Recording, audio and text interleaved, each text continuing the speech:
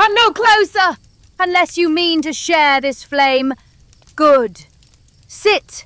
Let the heat take your fingers and the light take your fear. I will keep the watch. You will keep the listening.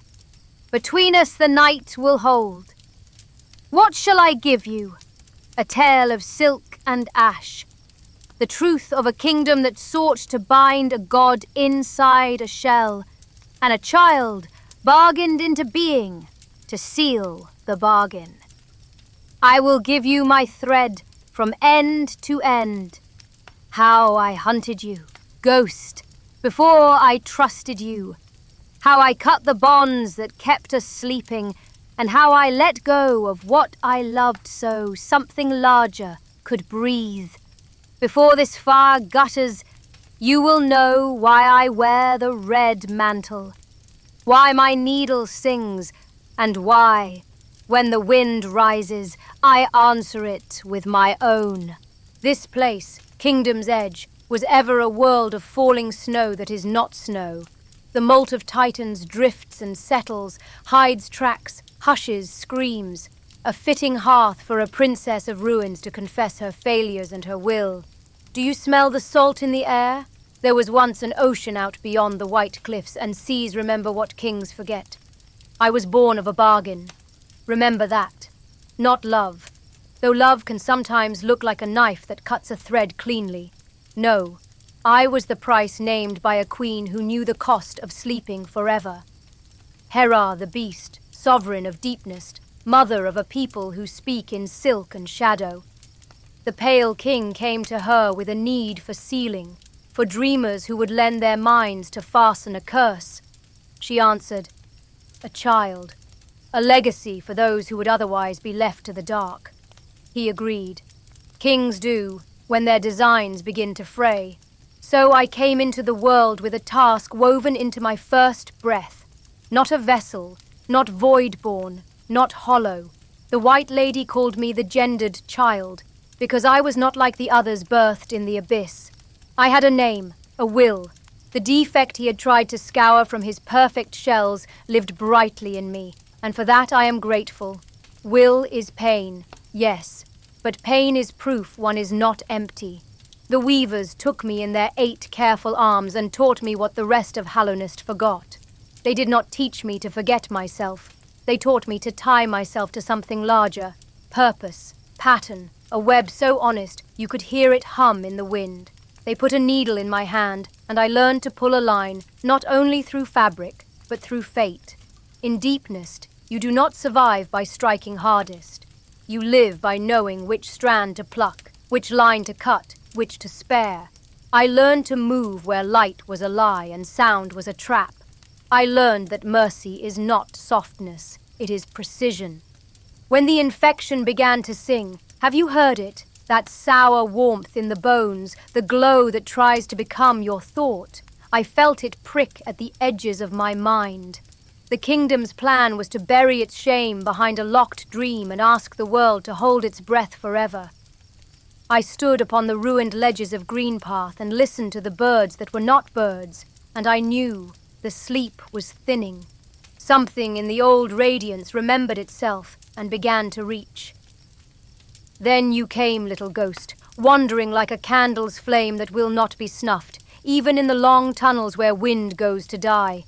I met you there in Greenpath's soft verdure. I said what needed saying. Come no closer, ghost. I know what you are.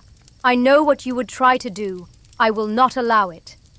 My needle flashed, my thread sang, and you answered not with words, but with the ringing of your nail on stone and mask, a fair answer.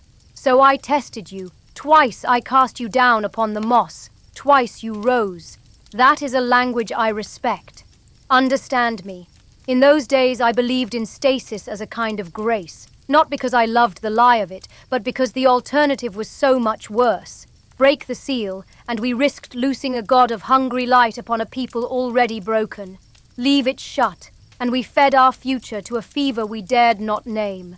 There is a cruelty in choosing between evils that a child of bargains learns early. I carried it like a second cloak. I watched you cross, or not cross, each threshold that mattered. The old townsfolk called you empty. I called you capable. When you took the mothwing cloak, I saw Greenpath's winds answer you. When you descended to the city of tears and its rain would never end, I watched your steps rippling through the puddles of a dream that thought itself a city. When you approached Kingdom's edge, I knew it was time to lift the gate and bar it with my body one last time. I met you here, not at this fire, but on a long, narrow span of bone where the ash fell thick as sleep. That day I did not hold back. Each throw, each lunge, each storm of silk, I pressed you to the edge to know if you were merely tenacious or truly resolved. Strength without resolve is a hazard. Resolve without strength is a prayer. The work required both. When at last your nail beat my needle aside and your breath was thunder in your chest, I yielded the path to the forge mark you needed. Not a gift. Gifts rot the hand that holds them, but a recognition. So strong, I said. You could do it if you had the will. It was not praise, it was a demand. Then the abyss. Ah, the smell of that place. Salt and old void, a womb turned cemetery. It called to you as a mother calls, and you answered, black cloak drinking even the dimmest light. I went down after you to that lip where the sea gnaws at the stone and speaks in tongues no king ever mastered.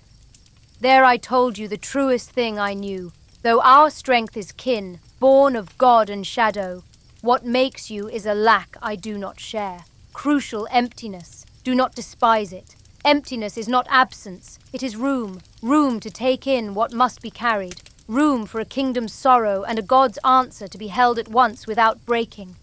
Funny, then, that such darkness gave me hope. In the end, we stood together at the Temple of the Black Egg.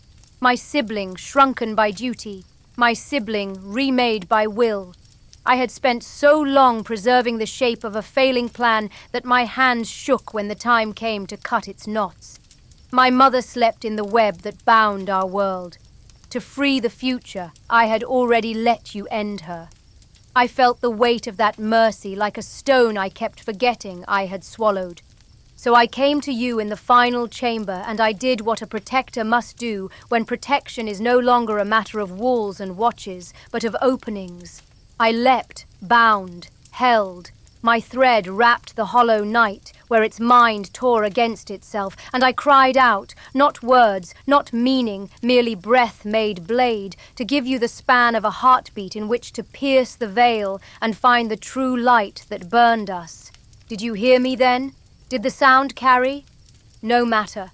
You found radiance in the dream and answered it with void and will. That battle changed everything and nothing. Kingdoms rarely die in a single night. They dwindle, and some dawn you realize the bird song you thought you heard was memory. Yet in that hush, the fever broke. Not all cures return what was lost. Some merely stop the rot where it stands. That is enough. I would have liked to linger among the ruins. There is work in tending graves, work in teaching the young how to bind a wound so it does not open when the weather shifts. But fate, no, let us not romanticize it. Someone's will laid upon me like a net. I was taken. The bell-bearers with their staff chimes came from a foreign crest and closed a cage around my waist as if I were a moth worth mounting. I woke, not to Greenpath's dew, but to a land that sings when you cut it. Farloom, silk and song. Very well. I know one intimately. The other I learned quickly to respect. If Hallownest was a poem about forgetting, Farloom is an argument, contested, noisy, full of factions who want their verse to be the last recited. They put me on a road that climbs and climbs, each district a new hand closing around the throat, each bell tower a throat that will not close. I broke my cage. A cage is simply a question. What do you do when denied every easy path, posed in metal? I answered with thread. Farloom taught me new economies of motion. In Hallownest, healing was contemplation. In Farloom, it is binding. You pull your silk through your own flesh and knit the rent closed while you are still moving. It steals breath, but it gives back time, and time is what every fight eats first. Where the night gathered charms like a pilgrim collects icons, I learned to craft tools, bombs that bite, threads that lash, clever powders that blind for a heartbeat. Foes there do not stumble like husks. They dance and faint, carry banners, speak creeds. You do not merely defeat such enemies, you out-argue them with your body. I found rivals. One, Lace, fights like a rumor you cannot swat, and her needle laughs as it kills. We have crossed edges and will again.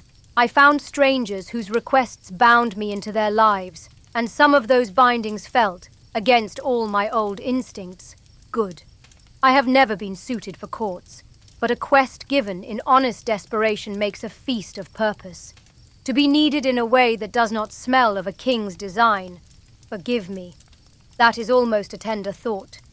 You might wonder, what does a princess of ruins learn in a land that is not hers? This, duty and choice are not enemies. They are partners who speak at different volumes. In Hallownest, I let duty drown out choice until I believed silence was safety. In Farloom, I have had to choose before I knew the song being sung around me, and if that sounds like folly, it is. But will, properly tuned, makes a compass where no maps will hold. You might ask after my father. Pale king, worm of radiance, turned king of forgetting. Do I hate him? Number. Hatred is a thread that burns the weaver as surely as the cloth. I hold him accountable. He fashioned a world on the premise that emptiness could be engineered and called it purity. He asked the living to sleep so his design might not have to grow. He sired me to pay a debt and never once held me. And yet, his error made room for what we are now. He reached for divinity and missed. We reach for one another and sometimes catch hold. My mother, Hera, was a storm that loved the forest she broke across. She set a price and paid it without flinching, which is more than most royals can claim. When I stood over her and let you cut her thread, I did not betray her. I fulfilled the vow she wrung from a god, that her sacrifice should purchase not merely a lock, but a future. There is grief in such arithmetic. I carry it. It does not master me. I will not paint myself kindly. I was suspicious to cruelty, certain to the point of blindness, and at times I mistook my fear for wisdom. I wounded those who might have been allies sooner if I had spoken with my mask lowered. I have shouted at the wrong ghost and forgiven the wrong sin. But a life is not a ledger, it is a loom. You do not balance columns, you make a pattern that holds. If you must have lessons, here is a handful, hot from the coals. First, strength is not the shout you throw at an enemy. Strength is the breath you do not spend until the moment the blow must land. Once, in this very waste, I struck too soon, and the ash swallowed my footing. The beast I hunted made a laugh of me and left. I found it later, bound it cleanly, and set it free unscarred. Sometimes the victory is not the kill, but the control to stay your hand until the shape of the deed is right. Second, protection is not the same as possession. I protected Hallownest like a miser guards a relic, and in so doing kept it from changing in the only ways that matter. The moment I helped you tear open the old seal, I ceased to be a jailer and became a midwife. It is better work, though bloodier. Third, identity is not bestowed by pedigree. I am the daughter of a god and a queen. That does not tell you what I am. What I am is the work I choose in a world that did not ask for me, and now and then needs me despite that. My title, Princess Protector, fit better when I thought protection meant keeping doors shut. In Farloom I am simply Hornet, Hunter and Pilgrim, and that sits cleaner on the bones. Fourth, trust is a blade with no guard. It will cut the hand that wields it if you do not learn where to hold. I trusted you, Ghost, and you did not fail me. That was grace.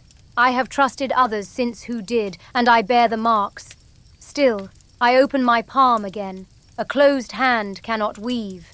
You wish for the old names, the old sights? Very well. Dirtmouth, where the air tastes of sleep and regret. The nailsmith's forge, where iron remembers every face that struck it. The stagway's bells that ring like a grandfather's story, told for the 1,000th time, yet still you lean closer. The blue lake, where even a hunter puts down her blade and lets the stillness weigh her. I have walked each place with my mask on and off. And I tell you, the mask is not the lie. It is the instrument. We put it on when the world requires clarity. We take it off when we need to be reminded that clarity is not the same as truth. There is a city at Farloom's peak where the song binds law to stone. They will not welcome me when I arrive. Perhaps I will die on those high steps. It is a thought I treat with respect, not fear. Dying is a thread cut. Living is every knot you tie until the cut.